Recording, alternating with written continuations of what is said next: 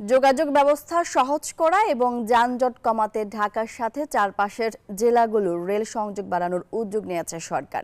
এজন্য ঢাকা, গাজীপুর, টাঙ্গাইল, জয়দেবপুর, নারায়ণগঞ্জ, নরসিংদী রেল লাইনকে ৩ থেকে ৪ লেন করা হবে।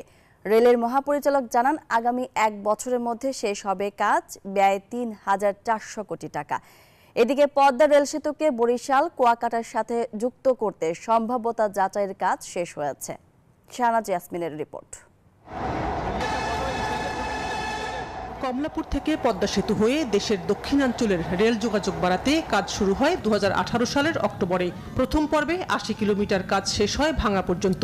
৩৯,২৪৬ কোটি টাকা ব্যয় ধরা হলেও ১৮,৫০০ কোটি টাকা সাশ্রয় করে প্রকল্প শেষ হয়।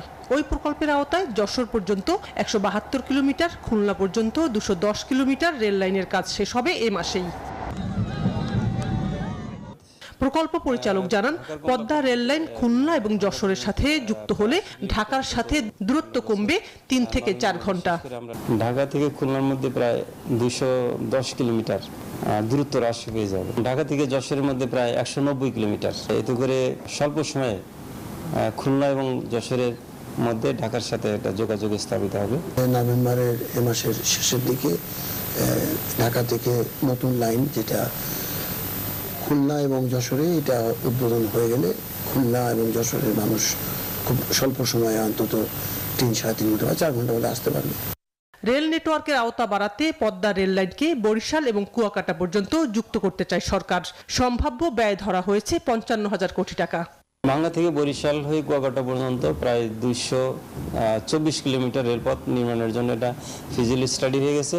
জিওবি অর্থায়নে আসলে এটা এত বড় প্রজেক্ট বাস্তবায়ন সম্ভব না। এটা বিদেশি কোনো ডোনার পার্টনার পাওয়া গেলে, ডেভেলপমেন্ট পার্টনার পাওয়া গেলে এটা তখন এটা বিবেচনা করা হবে আর কি। সেগমেন্ট আকারে করার একটা চিন্তা ভাবনা আর কি করা হয়েছিল।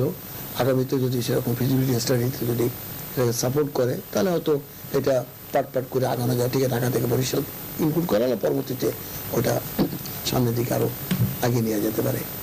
এদিকে দেশের ৬৪ জেলাকে রেল নেটওয়ার্কের আওতায় আনতে চায় সরকার। সেই ধারাবাহিকতায় ঢাকার সাথে চারপাশের জেলাগুলোর রেল লাইনের লেন হবে ৩ থেকে ৪টি। এখন আছে ২ লেন করে। রেল মহাপরিচালক জানান, ভারতের অর্থায়নে ৩,৪০০ কোটি টাকা ব্যয়ে এই প্রকল্পের কাজ শেষ হলে ঢাকার চারপাশের যানজট কমবে। নারায়ণগঞ্জ, তারপরে এদিকে ময়মনসিংহ বা জয়দেবপুর, টাঙ্গাইল, নরসিংদী, ব্রাহ্মণবাড়িয়া, এই বেল্টকে যদি আমরা যদি এই থার্ড লাইন, ফোর্থ লাইন হয়ে গেলে আমরা যদি অতিরিক্ত অনেকগুলো ট্রেন চালাতে পারি, তাহলে ঢাকার উপরে চাপও কমে যাবে। এবং আমরাও মনে করতে যে এটা এখন আমাদের এখন ১ নম্বর প্রায়োরিটি, যে আমরা আসলে এটা করতে চাচ্ছি। এছাড়া এক জেলার সাথে আরেক জেলার রেল যোগাযোগ বাড়ানোরও উদ্যোগ নিয়েছে রেল কর্তৃপক্ষ। পুরনো লাইন সংস্কার এবং নতুন লাইনের কাজ চলছে বিভিন্ন জেলায়। শাহনাজ ইয়াসমিন, নিউজ 24, ঢাকা।